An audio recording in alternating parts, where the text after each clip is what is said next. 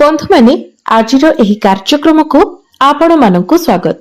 आजिर एही कार्यक्रमटी वृष राशि व्यक्ति विशेष मानक पई बहुत खास हेबाको जाउछि, कारण आपण माने जानिले खुशी हेबे जे एही मकर संक्रांति परठारु आपणक जीवन रे एक बहुत बड़ परिवर्तन आसीबाको जाउछि। कारण एही मकर संक्रांति दिन सूर्य निजर राशि परिवर्तन करबाको जाउछंती एवं मकर संक्रांति परे परे अन्य प्रमुख ग्रह माने मध्य निजर राशि परिवर्तन करबाको जाउछंती, जहार प्रभाव रे आपणक जीवन रे एक बड़ परिवर्तन हेबाको जाउछि। आपणक जीवन रे एक बहुत पॉजिटिव चेंजेस हेबाको जाउछि। अनेक क्षेत्र रे आपणको सफलता मिलिबाको जाउछि। आपणकर अनेक गुडिये स्वप्न पूर्ण हेबा पई जाउछि। तो बंधु माने एही मकर संक्रांति परे केउ केउ क्षेत्र रे आपणको सफलता मिलिबाको जाउछि से सब विषय रे जानिबा पई आपण माने वीडियोटी को स्किप न करी शेष पर्यंत निश्चय देखंतु। एवं आपणकर जदि वृष राशि होई थाए तो वीडियोटी को लाइक करी चैनल टी को सब्सक्राइब करी दियंतु। कमेंट बॉक्स रे भक्ति एवं श्रद्धार सहित जय श्री जगन्नाथ निश्चय लिखंतु। तो बंधु माने आसंतु आरंभ करिबा आजिर एही कार्यक्रम को, जहाँ आपणकर जन्म राशि तथा चंद्र राशि उपरे आधारित अटे।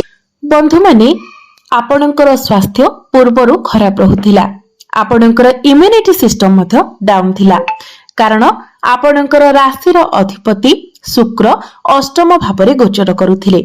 अष्टम भावटी को कुंडली रे फल बोली माना जाय न थाए, किंतु एही मकर संक्रांति ठारू शुक्र आपणकर नवम भावरे प्रवेश करिवे, भाग्य भावरे प्रवेश करिवे, जहा फल रे आपणकर स्वास्थ्य रे सुधार आसीबो। पूर्वरु आपणकर जे स्वास्थ्य जनित समस्या लागि रहितिला से सब दूर होई जिवो। आपण निजको स्वास्थ्यवान अनुभव करिवे, आपणकर इम्यूनिटी सिस्टम स्ट्रांग रहिबो। आपणकर शिक्षा क्षेत्र कथा जदि कहिबा तो आपणकर पंचम भावर अधिपति अर्थात शिक्षा क्षेत्रर अधिपति बुध मध्य अष्टम भावरे गोचर करूछंती, किंतु एही मकर संक्रांति परे परे बुध मध्य आपणकर नवम भाव को प्रवेश करिवे। तो आपण आपणकर शिक्षा क्षेत्र रे मध्य एक बहुत भल परिवर्तन देखिबाको पाइबे। पूर्वरु पाठ पढ़ारे आपणकर मन लागु नथिला, आपणकर माइंड डाइवर्ट हेउथिला, किंतु एही मकर संक्रांति ठारू आपण लक्ष्य करिवे जे पाठ पढ़ारे आपणकर आग्रह बढ़िबो। आपण निजर लक्ष्य स्थिर करिवे एवं लक्ष्य पथरे आपण आगको बढ़िवे। एही मकर संक्रांति परे जदि आपणकर किछि एग्जाम अछि, कॉम्पिटिटिव एग्जाम अछि किंबा सरकारी परीक्षा अछि, प्रतियोगितामूलक परीक्षा अछि, तो सेथिरे आपण निश्चित भाबरे कृतकार्य हेबे।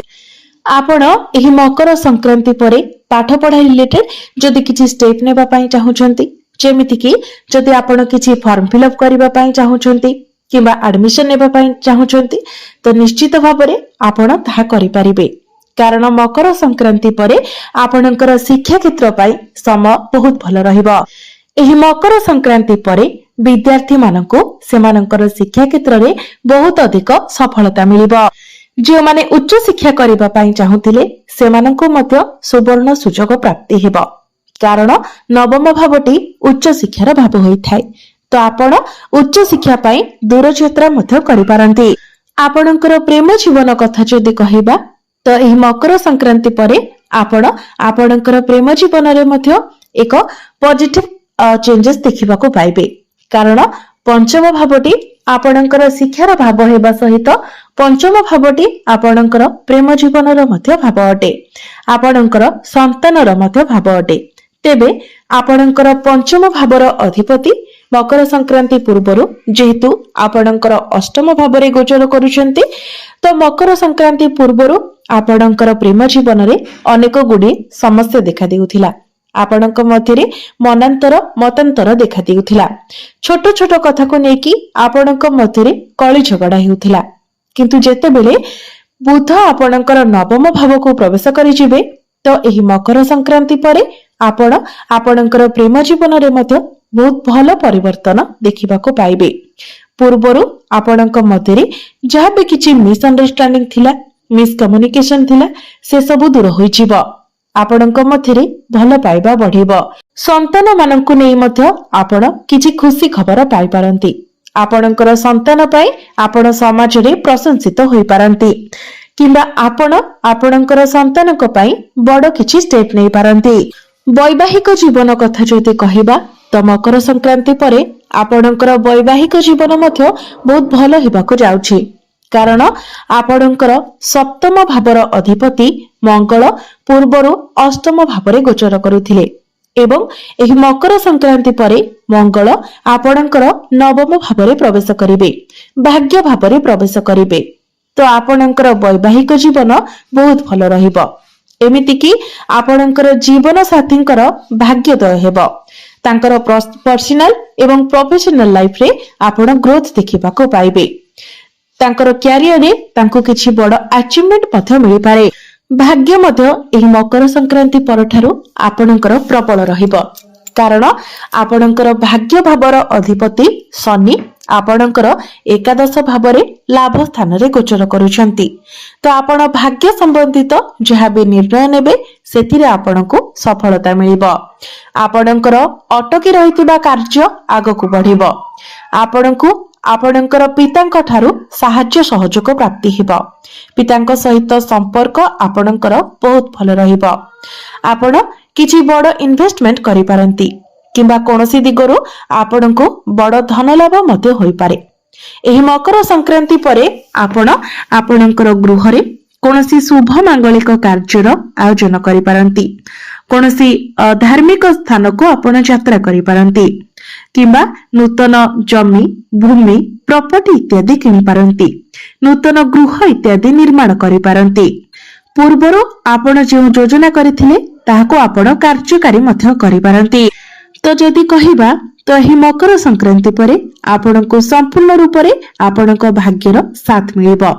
କାରଣ ଆପଣଙ୍କର ପ୍ରଥମ ଭାବର ଅଧିପତି ଶୁକ୍ର ମଧ୍ୟ ଆପଣଙ୍କର ଭାଗ୍ୟ ଭାବରେ ଗୋଚର କରିବେ।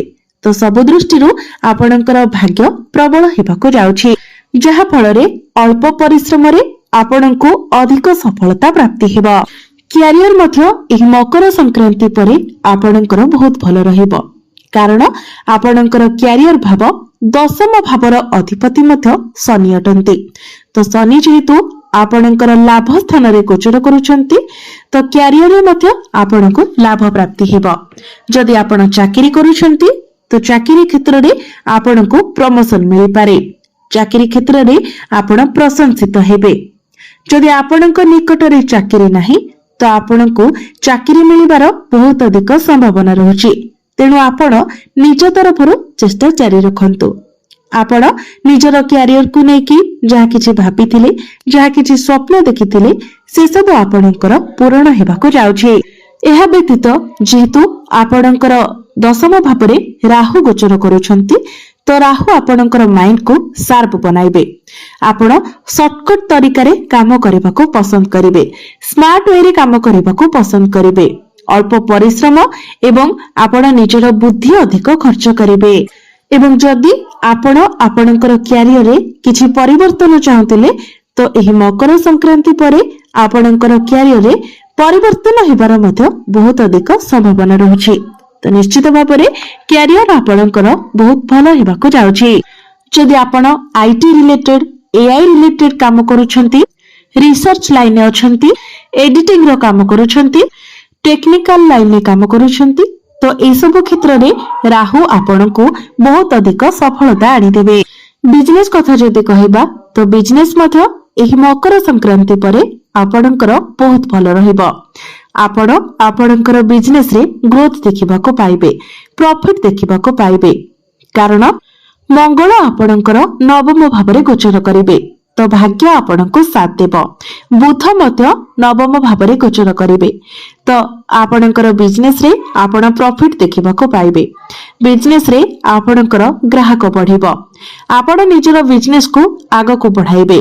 ନୂଆ ନୂଆ ଆଇଡିଆ ଆପଣଙ୍କର ମନକୁ ଆସିବ ଏବଂ ତାହା ଆପଣଙ୍କର ବିଜନେସ ପାଇଁ ମଧ୍ୟ ଲାଭପ୍ରଦ ସାବ୍ୟସ୍ତ ହେବ। ତେବେ ଅଧିକ ଶୁଭ ଫଳ ପ୍ରାପ୍ତି କରିବା ପାଇଁ ଆପଣ ପ୍ରତ୍ୟେକ ଦିନ ଶୁକ୍ରଙ୍କର ବୀଜ ମନ୍ତ୍ର 108 ଥର ଜପ କରନ୍ତୁ। ପ୍ରତ୍ୟେକ ଦିନ ଆପଣ ହନୁମାନ ଚାଳିସାର ପାଠ କରନ୍ତୁ। ପ୍ରତ୍ୟେକ ଦିନ ଆପଣ ଉଦିତ ସୂର୍ଯ୍ୟଙ୍କୁ ତମ୍ବା ପାତ୍ରରେ ଜଳାର୍ଘ୍ୟ ଅର୍ପଣ କରନ୍ତୁ। ଏହା ସହିତ ପ୍ରତ୍ୟେକ ଦିନ ଆପଣ ଶନିଙ୍କର ବୀଜ ମନ୍ତ୍ର 108 ଥର ଜପ କରନ୍ତୁ। ତ ବନ୍ଧୁମାନେ, ଆପଣଙ୍କର ଜୀବନ ମଙ୍ଗଳମୟ ହେଉ, ଏହା ହିଁ ଈଶ୍ୱରଙ୍କ ନିକଟରେ ମୋର ପ୍ରାର୍ଥନା।